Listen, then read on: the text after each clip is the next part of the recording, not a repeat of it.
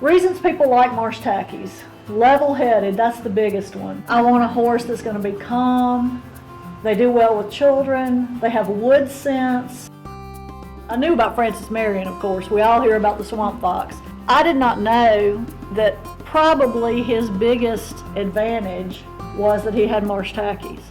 His men were not part of the Continental Army. They were militia. They came and went as they pleased. They were not under any obligation to serve with him all the time. They brought their own equipment, including their horse. So it was more likely than not that they would have brought a Marsh Tacky with them. And that gave him an advantage over Tarleton as he vanished into the swamp. After the Revolution, then we had the Civil War. And that is a cadet ranger from the Citadel and his horse Yago.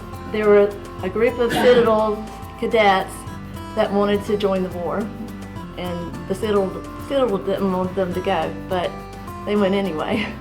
Marsh Tackies were even involved in World War II.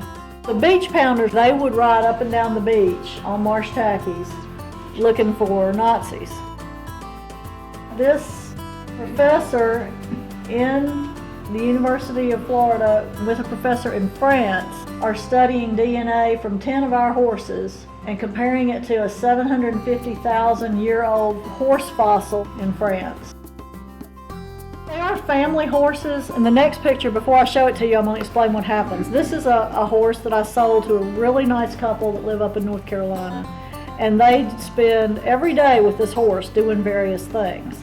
And one day, they went inside to eat a sandwich for lunch, and they didn't put her back in an enclosure or in her barn, and so she did this.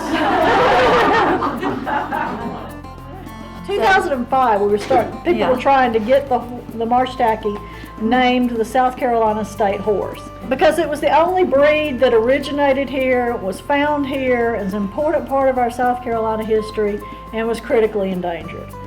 So after years of begging, pleading, lobbying, writing letters, making phone calls, we finally were named the State Heritage Horse. Here's some of the current uses of Marsh Tackies: hunting, horse shows, competitive trail riding.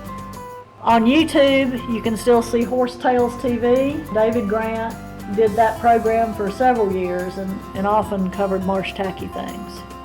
And then what everybody asks about and what we all think is a lot of fun, but it's also a lot of work, is the beach racing.